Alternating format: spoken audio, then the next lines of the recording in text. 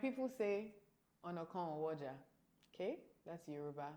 And that means it's not only one road that goes to the market. Do you understand? That's really critical because that is the point of our discussion in this episode. Because I think that we need to get over the sense of there is only one way to participate in the real estate market. And to speak on the way that people seem to have the hardest thing, like getting their mind around, I really want us to focus on group buying this episode. Okay? Okay, Miss Producer? Okay, Miss Host. You know, I really want us to really attack that topic of group buying. I will come at it in a couple different ways, right? But before we really get into that, as usual, welcome to the Wealth Unscripted Pod by Mo. And by now, if you haven't liked and subscribed, I'm coming for you personally. I'm joking. But please do, and let me know that these are the kinds of things that, you know, you want to hear, and, you know, the examples that you want me to share with you. And yeah, because it's getting critical, right? We're hitting a critical mass now, and We are. there's too much lack. So two things that I want to talk about. We're going to cover a lot, but two things that I want to start with.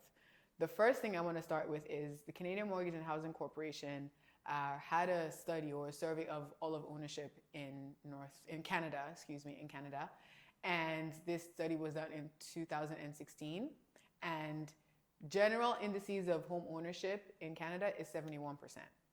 If you are in the Arab, Black, Latin, I believe also the Filipino community, and some category called West Asian, don't know who falls into that group, but you are around the 44 to 56% ownership in that community.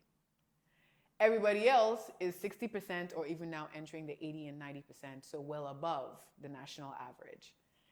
This is really important because I think it shows us that any of the things that we feel we have a choice around, we really don't. We don't have a choice around looking at the person beside you and being like, listen, what's really good? How are we doing this?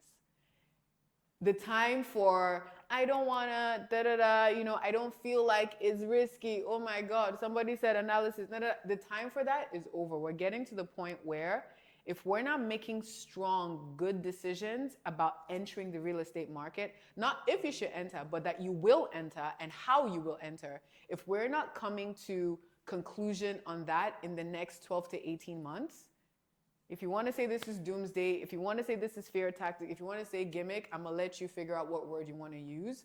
But bare facts, if you're not coming to that decision in the next 12 to 18 months, I feel the need to tell you that it's basically going to be impossible for anybody who is already in a community where you're not at that 60% ownership.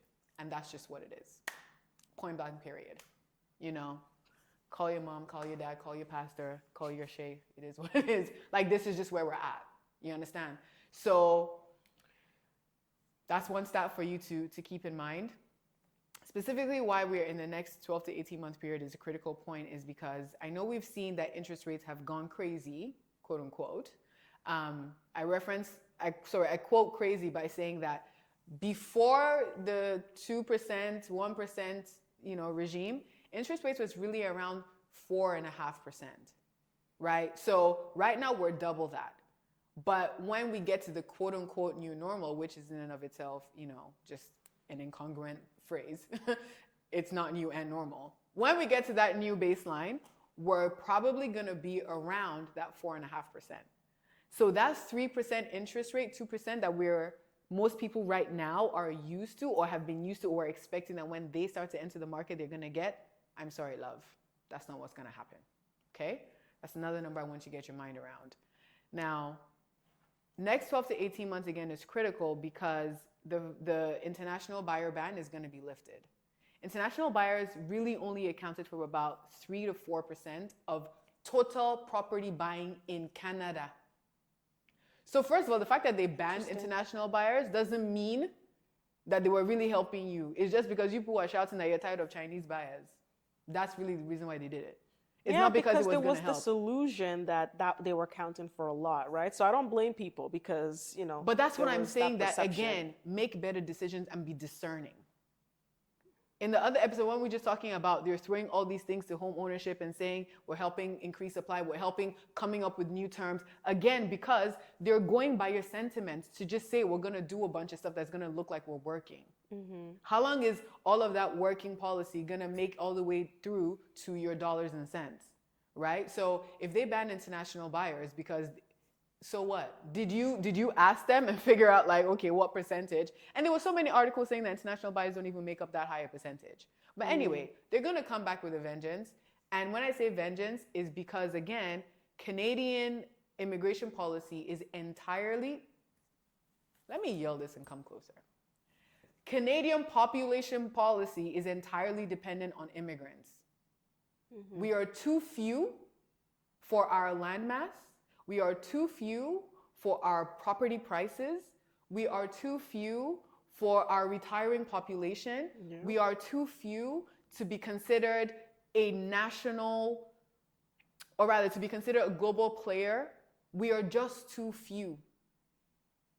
So all those migrants that are coming here, 1.5 million over the next 2-3 years, I also want to drop a number on you and tell you that at least 50% of them are considered in the economic class. What does that mean? They are already earning or have the capacity to earn more than $200,000. I work with them as people who are coming to Canada as PR looking for leases. From the moment they enter this country, they can buy, period. That's versus you that's been in this country for how many years and you're still tittling around, what's that median income line of what is it now? Has it even crossed 80K yet? Yeah, I think it's around 50 to 70. Yeah. So this I'm fighting with everybody. That's just what it is. I'm fighting with everybody because like these are the real things that, yeah, I'm definitely gonna catch some flack, but it is what it is. Because these are the things that we have to contend with, and we have 12 to 18 months to figure it out. Your cousin, your sister, your church friend, your mosque friend, your man's down the street that you're always having these conversations of how we're gonna come up in the community. Time for talk is over. What are we really, really doing? Okay? Because I think we've been sold. I hate that. Every sentence that starts with we've been sold. It's about to blame somebody. But we've gotten used to this idea and then expected that when we came of age, right? Speaking as somebody who's in the, 35 to 40-year-old range, which that is now the range, that's the age range of first-time home buyers. First-time home buyers aren't in the 20s anymore. First-time home buyers now, some of them have already one child.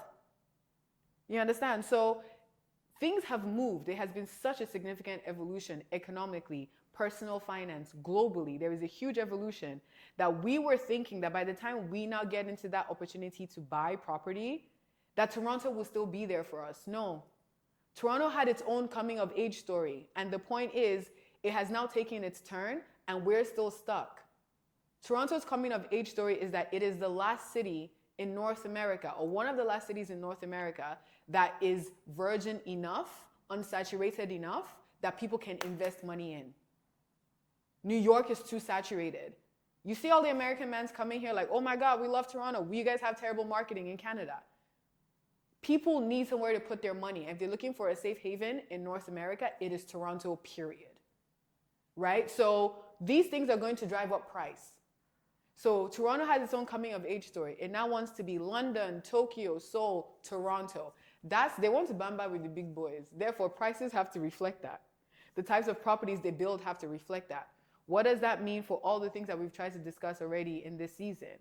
Sure, affordability, price, is it pre-construction?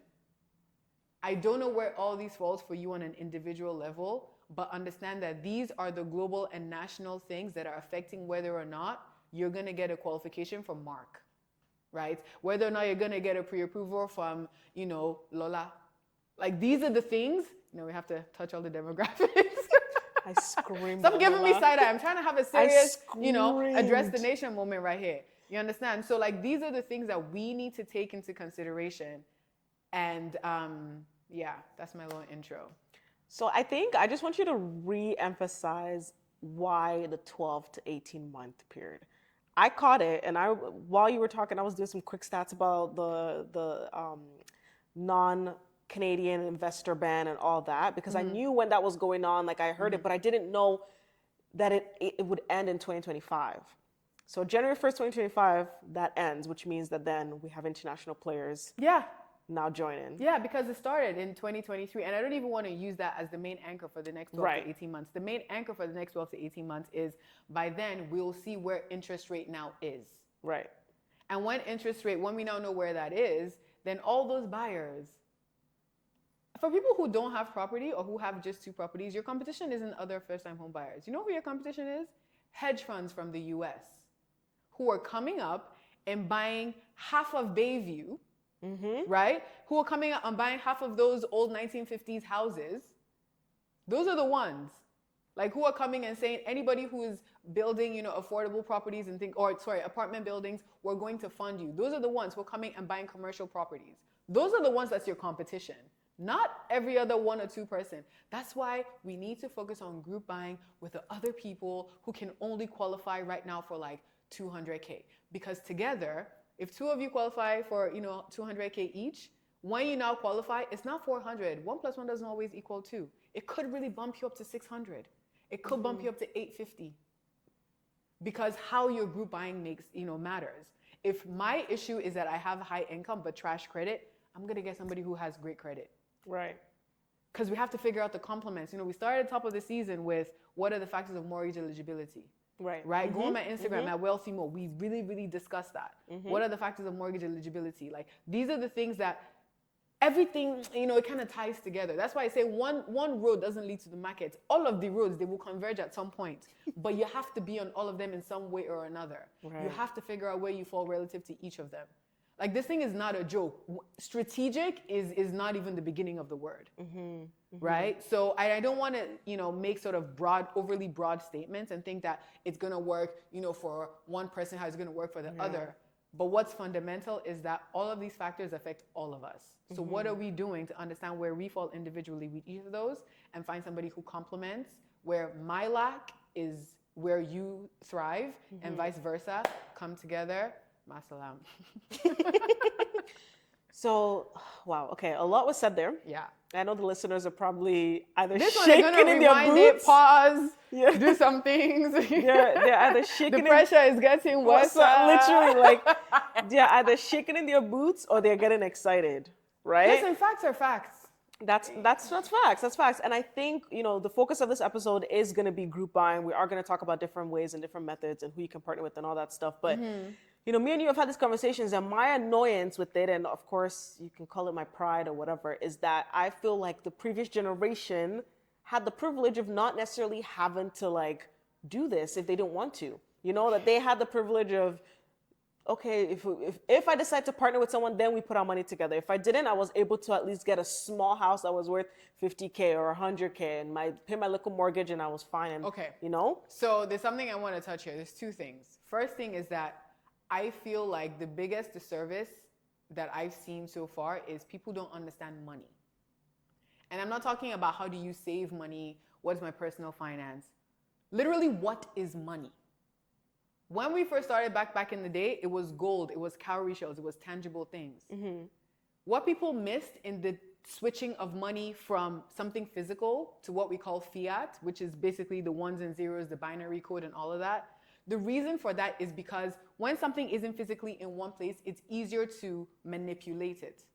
When it's easier to manipulate a thing, the point of it is you can put it together. Right. That's where credit came from. The fact that you can spend something that's not yours. The fact that I can leverage something that somebody else has without necessarily having to risk them moving it to me. Like, these are the things that people who created money, this is why they created fiat money, the system it is right now. Because they wanted to say, how are we going to build, the railroad in California? Like, this is where the original beginnings of money, of fiat money, of stock market, of all those things, of like paper money, moving things around. This is where it came from. So, and this is why they did it. So if they did it for these reasons of clubbing together to invest in things, why can't we take the same thing? And actually, they still do it. Rich people do that shit all the time. This is where the concept of too big to fail comes from. Yeah. Too many of us have our money in this thing that if this thing fails, we're going to cause cataclysmic eruptions. That is why Everybody's laughing at me at cataclysmic. This thing is deep. Like, this is why. Group. I'm not saying go out there willy-nilly. It should never be should I group. It should be how should I do it. So let's get into that. Okay. The energy is high. My girl, my girl can ready. Listen, because the thing is, our parents didn't have to. Time value of money. You know what's funny? What it took. It's funny you said that. Talk to me. I saw a meme, right? Yeah. And the person said, my biggest financial mistake I made was being in grade 3 when houses were 100K. Thank you. Because people, and that's what people are like, oh, well, you know what, you should have bought then. I was 5. I was 5, thank you so much. I was 12. But that's also the point of time value of money, because 100K then, fair, or what we call 100K now, was probably like 200K then. Do you see what I mean? Like what you could do when it comes to basket of goods. We're not going to get into economic masterclass, but that's what it was. Like what 100K could do then, you can do now. Yeah. Right? So understand that you don't know how long it took them to get to that point. That's fair. And in your same parents' generation, interest rates was 25%. Which is why the whole thing of pay off your mortgage came about, because it made no sense. Because property prices weren't growing high enough to meet that interest rate. Interest rate is 25%, but property prices are growing at 5%. Oh, that's crazy. Now that flipped in our generation. So what we can do, our parents cannot. Interest rates, even at the highest now, is 9%. Property prices, even with this dip, do you know that property prices is still growing at 18% annually?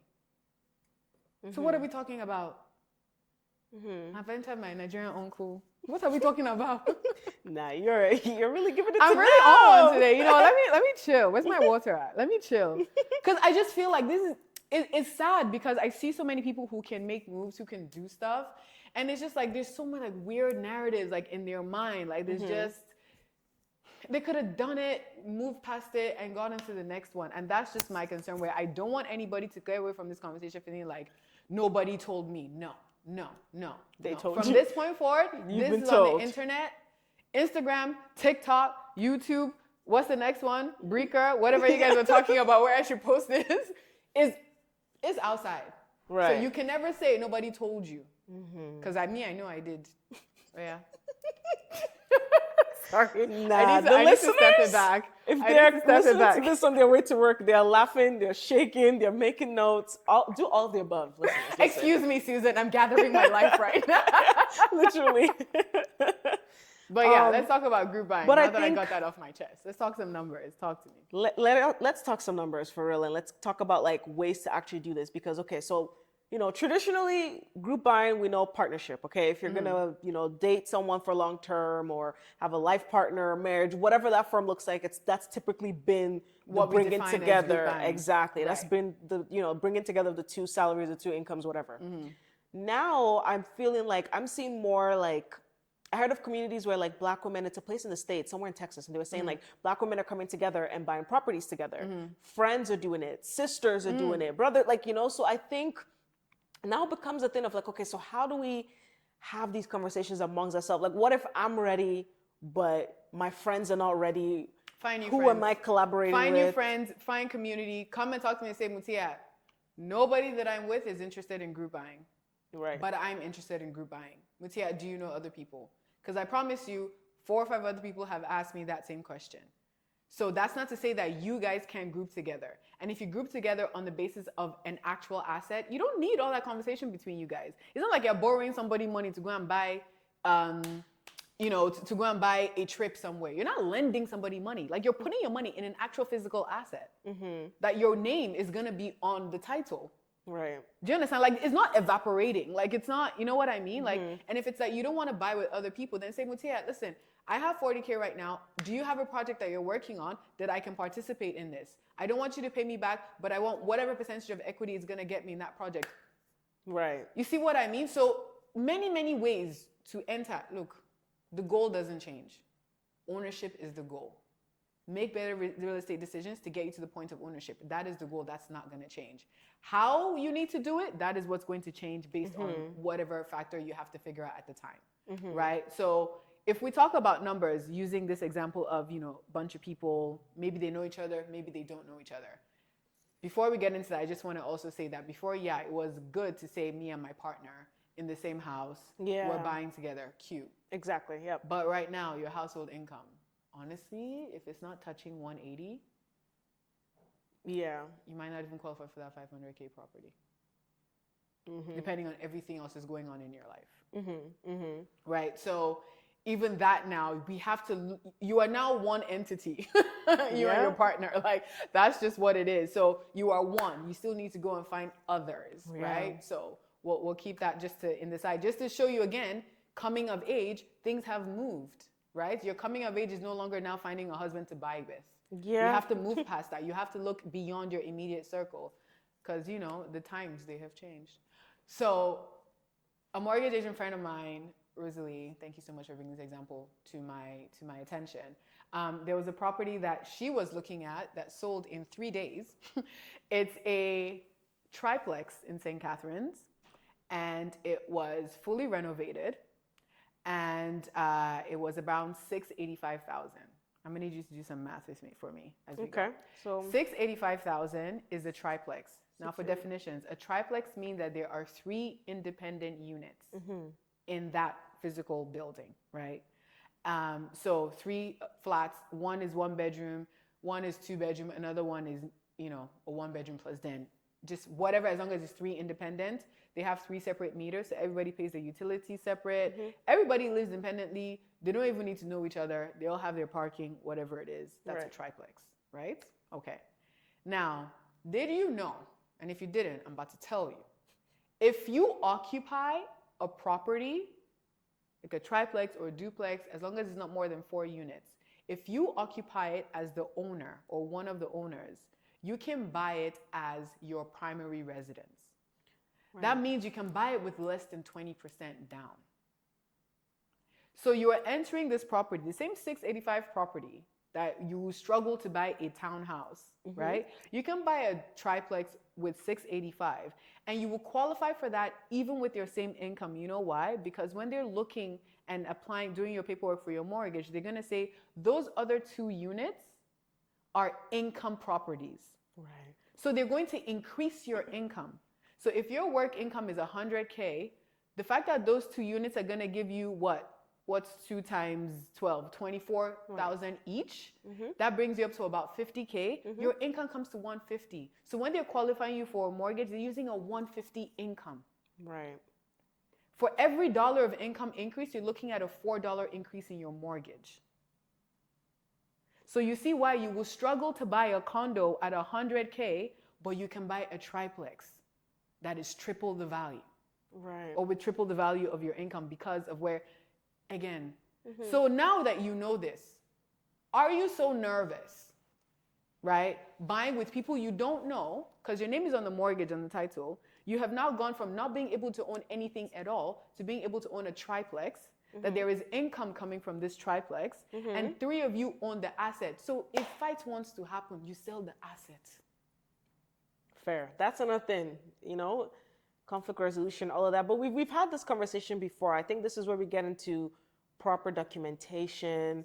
You protect yourself. You Those have things have legal solutions. venues. Right. Those things have solutions. Like, let's Right. not feel like, listen, do me a favor, DM me the list of all your problems why you will never do a group buy. And I promise you, I have an answer for every single one of them. I actually want to run this exercise.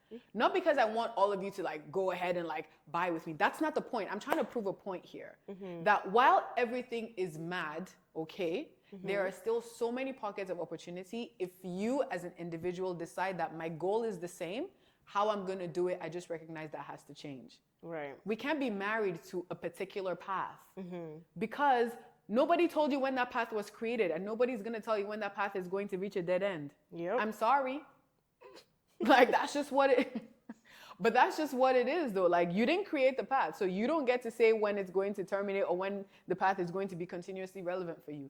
That's like saying now that I should be telling my son that he must buy property when he's, 30 with 20% down. I don't know what the rule is going to be. Yeah. So even you that you were believing that your parents, okay, let me not cuss you out. You that you were believing that your parents, when they were telling you that I'm gonna be able to buy my property with 20% down, based off of what? What is your father Trudeau? Like, and even Trudeau is going to leave power. Like, you don't know what policy, you don't know whether it's conservative, you don't know whether it's NDP, you don't know who's coming. You can't be so fixated on an idea that you have no control over. So I'm gonna leave it at that. Ooh, Sorry, let it I know. marinate. Let it marinate. I need to calm down. The energy is Let high. it marinate because we have talked about a lot. And I think, again, like, it's something that, we as people, potential buyers, and whoever's listening right now, it's going to take a mind shift. Because I know that we've been, told, and it's probably something that we wanted. It might have been a dream, like, I'm getting this property. It's going to be either me so that I can live on it by myself, or it's going to be me and my partner. I think people have certain, like, sentiments attached to it. Because now if I'm doing a group buy, what if I wanted to live in the house that I bought? Right? So now it's like, okay, so I'll do the group buy, I'll buy it.